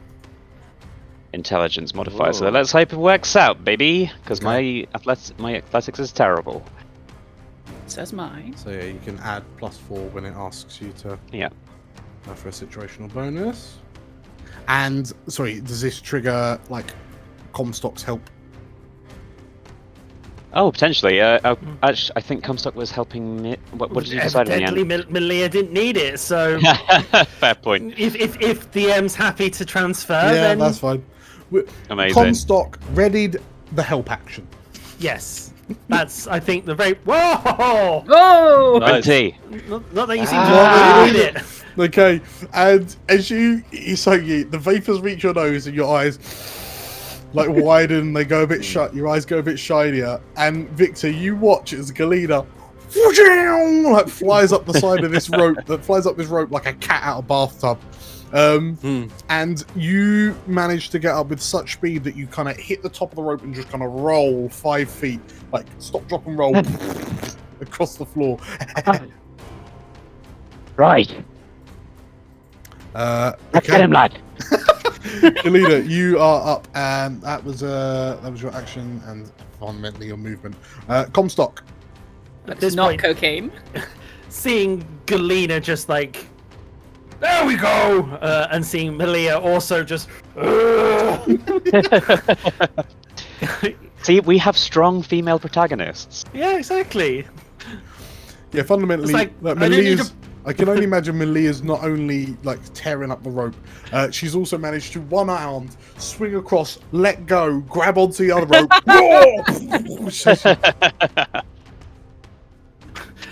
Evidently, I need to pep the shit out of anyone. But the sentiment's there, I suppose. He basically at that point sort of obviously shield's on his back, his sword's sheathed, so he grabs hold of the rope and starts climbing himself. Okay, roll me an athletics. 13. That will do. That reduces. So you catch up with Malia. You're both 7 foot from the edge. You start making your way up. Next up is Malia again. Just talking to myself again, eyes closed. Summon the strength, break the chains, escape. Summon the strength, break the chains, escape. I'm going to keep climbing. Okay.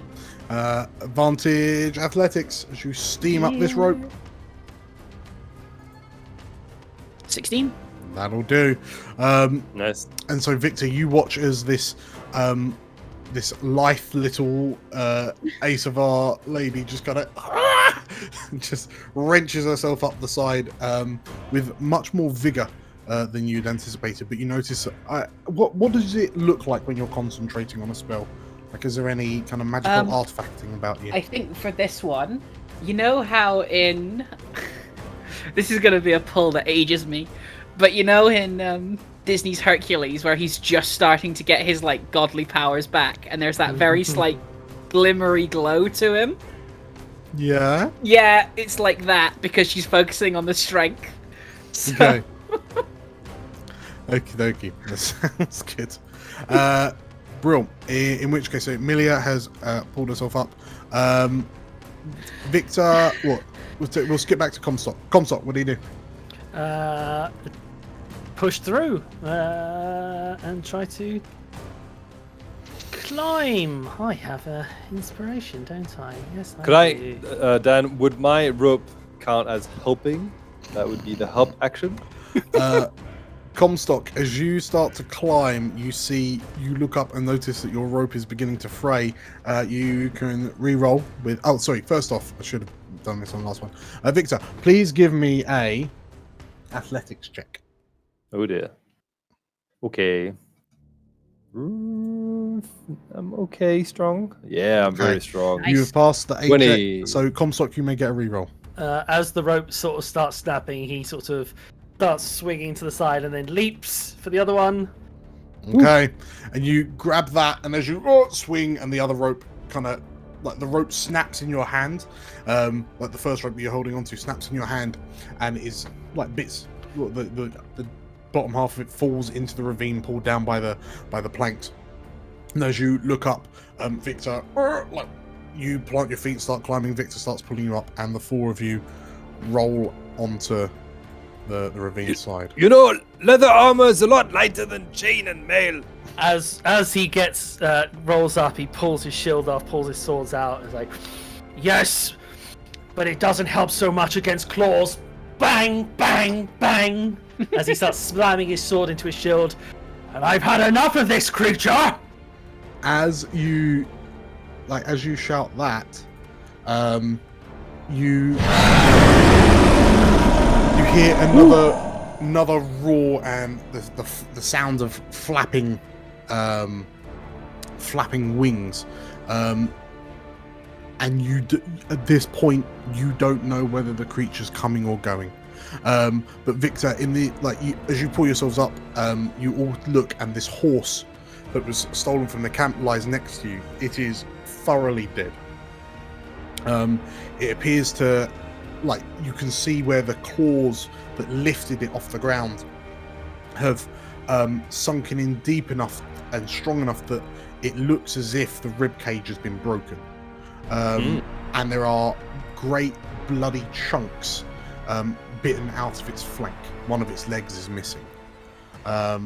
It seems like the creature has clearly descended on it in some sort of feeding frenzy, but in a very, very kind of chaotic way.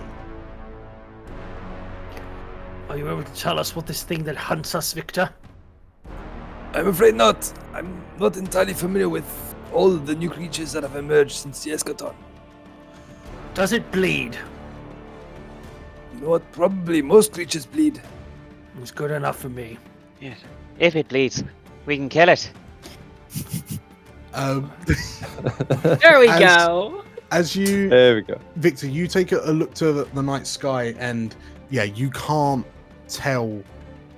You can't tell what direction this thing's coming from. You don't know where it is.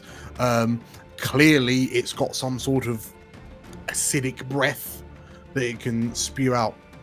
But you realise that on this ledge, it's probably not the safest place to be against a flying invisible creature. When you were up on the ravine, you did notice there was a cave mouth. Oh. Let's move further up. It'll be safer there. We are exposed here. And yeah. I think Viktor will take the short way and just climb up this. Okay. Can I just take a few seconds, like a round or so, to just check out the horse? Yes.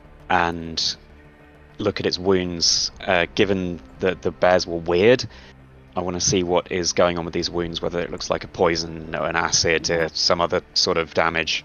I will join in on that. Give me medicine checks. Anyone who's interested. While that's happening, I was like, "Are you alright?" Oh! Oh! Baby. Okay, we got a Crit, yeah. and a 7. Okay.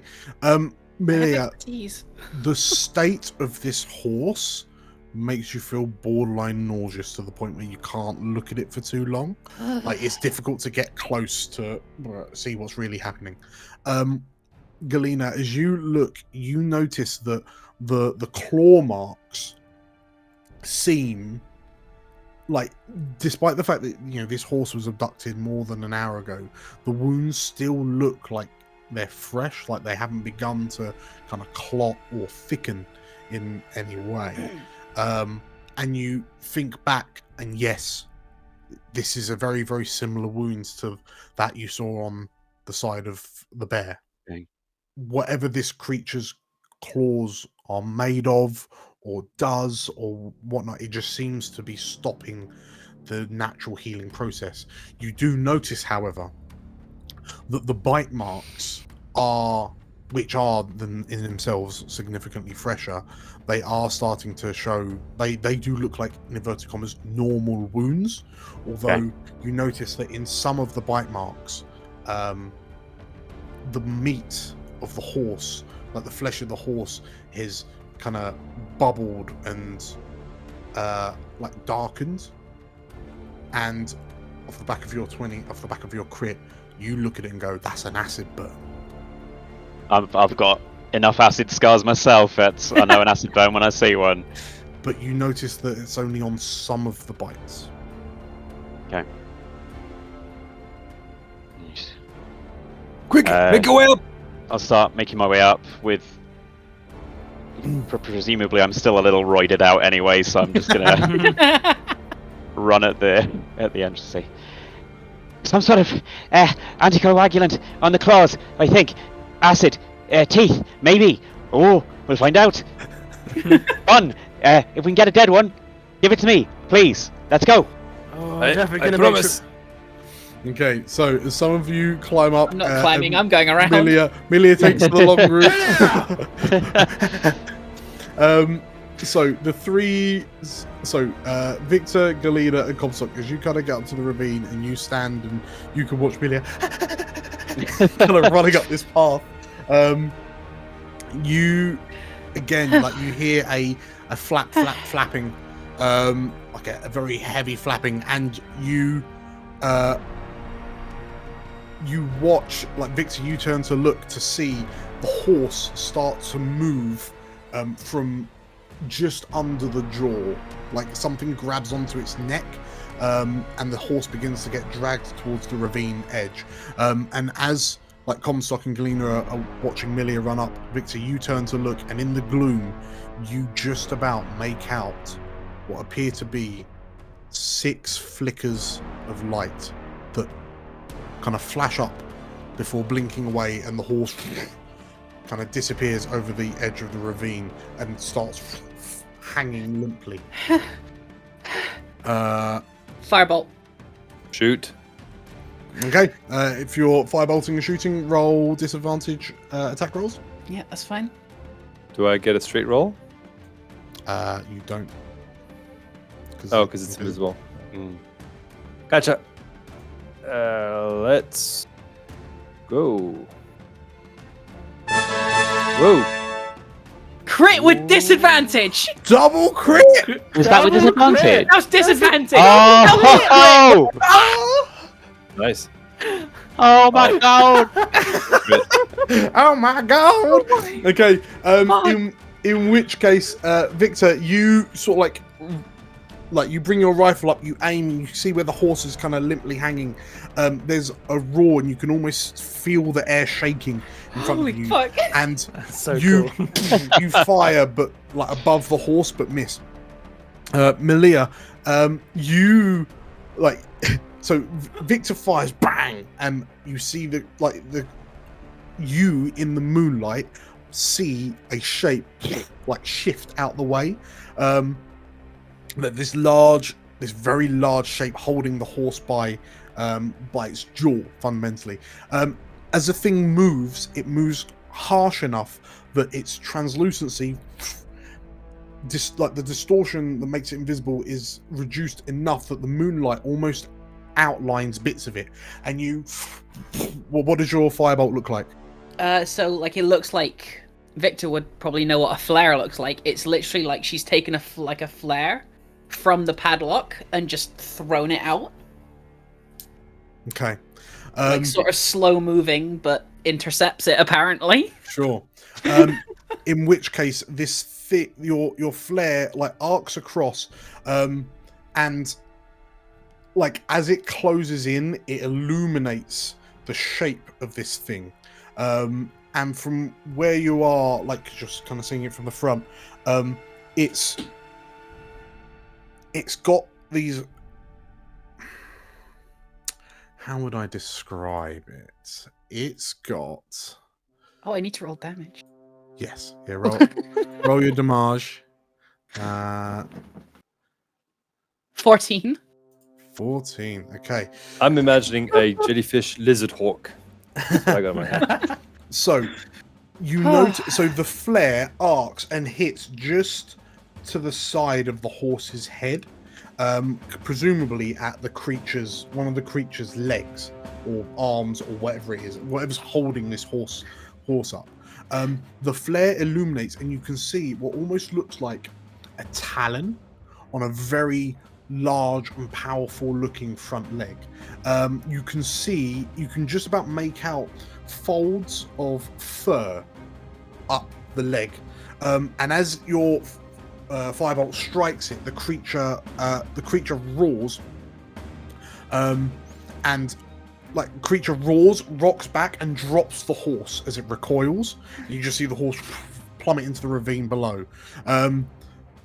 The creature, like it goes in as your flare dissipates.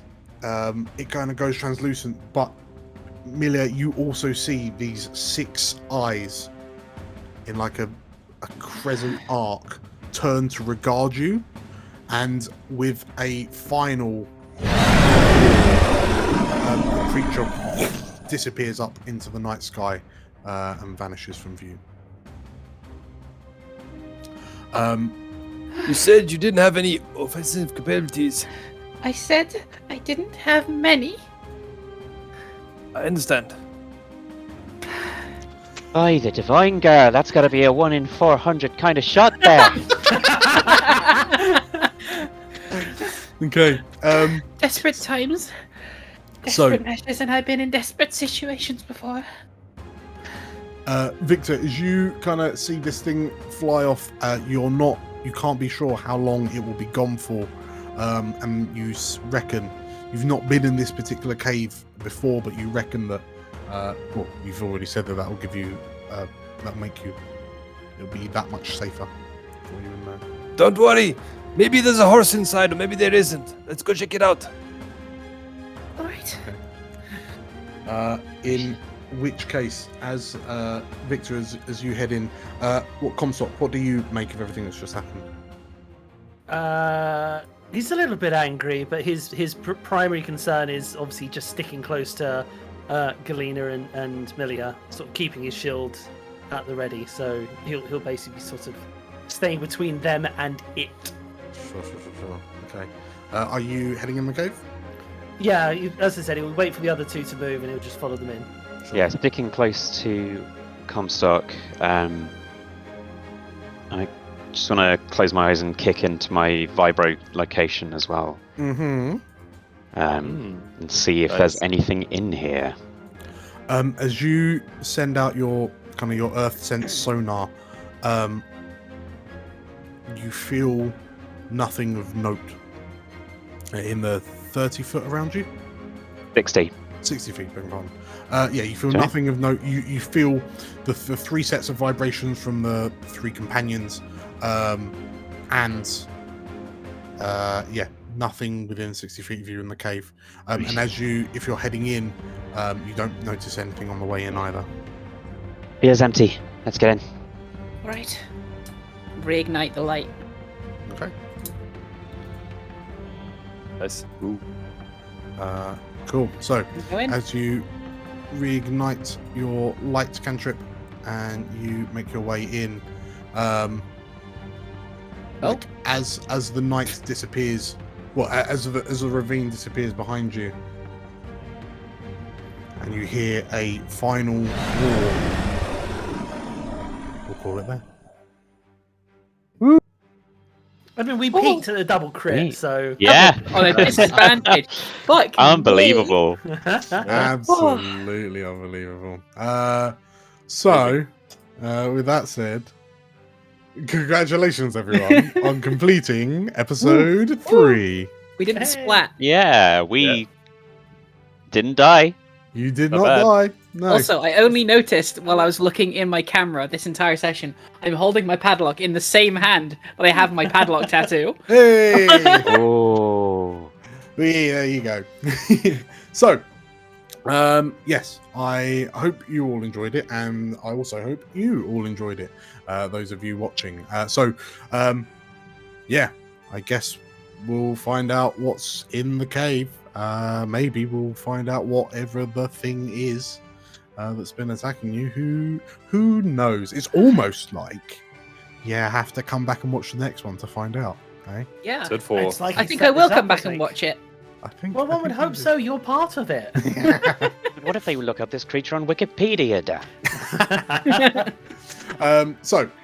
Yes, if you enjoyed what we are doing here, make sure to hit the like button and leave a comment down below about your favorite bits or your speculations on what the horrible beastie is.